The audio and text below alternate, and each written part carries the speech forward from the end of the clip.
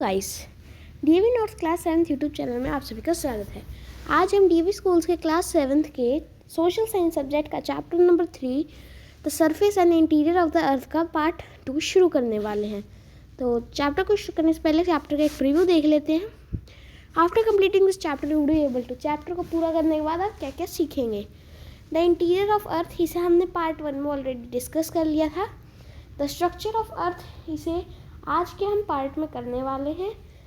Define rocks and the different types of forms, इसे हम कल के अपकमिंग पार्ट में करेंगे। एंड मच मोर, और भी बहुत कुछ हमें इस चैप्टर में सीखने को मिलेगा। तो चलिए बिना टाइम वेस्ट करे चैप्टर को शुरू करते हैं।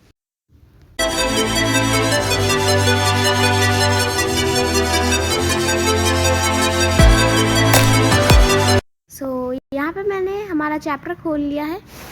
चैप्टर है स्ट्रक्चर ऑफ द अर्थ, अर्थ का स्ट्रक्चर, जो आज का हमारा टॉपिक है। The earth interior is made up of 3 layers, the crust, the mantle and the core.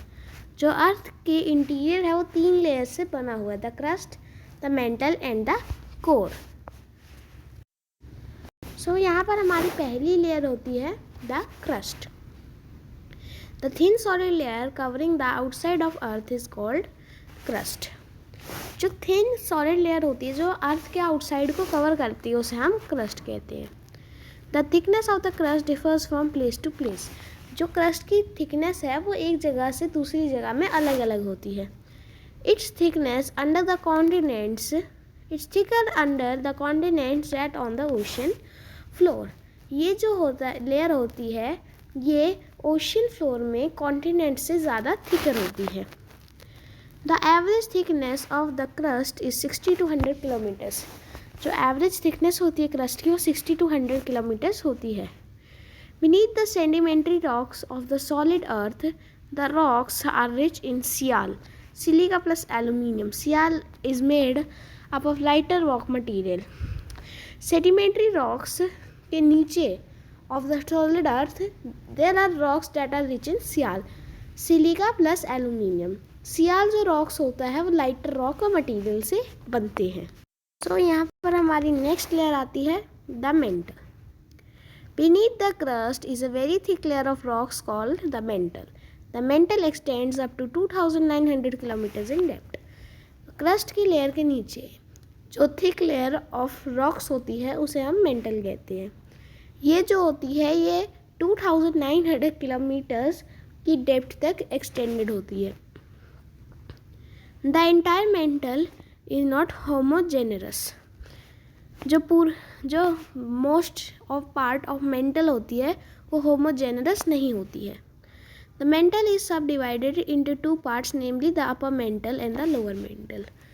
जो मेंटल लेयर है वो 2 पार्ट्स में डिवाइडेड होती है जिसे हम अपर मेंटल कहते हैं और लोअर मेंटल कहते हैं।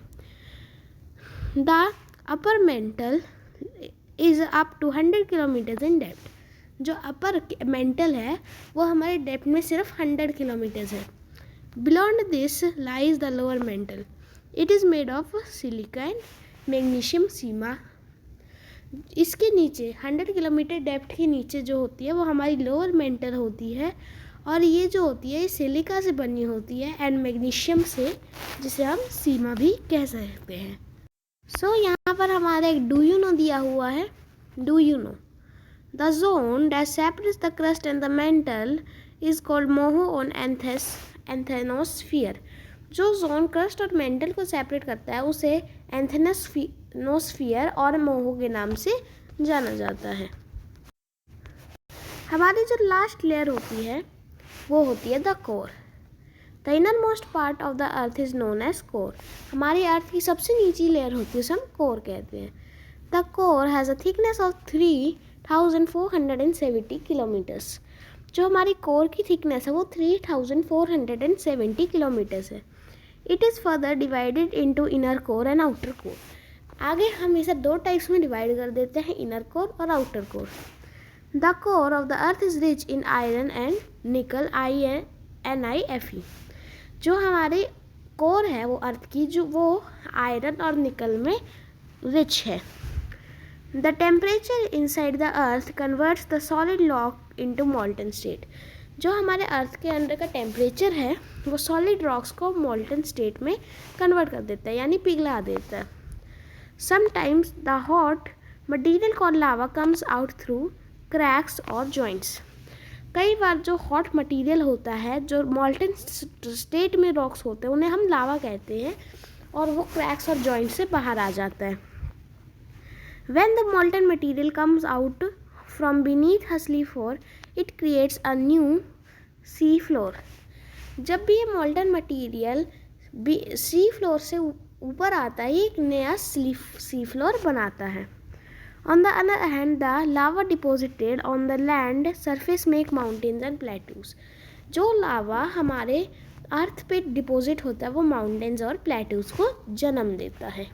हमारा नेक्स्ट टॉपिक आ जाता है the earth the treasure of rock materials. A rock is a naturally occurring solid substance made up of mixture of minerals. एक रॉक जो है वो एक सॉलिड सब्सटेंस है जो मिनरल्स के मिक्सचर से बनता है. All rocks are not hard.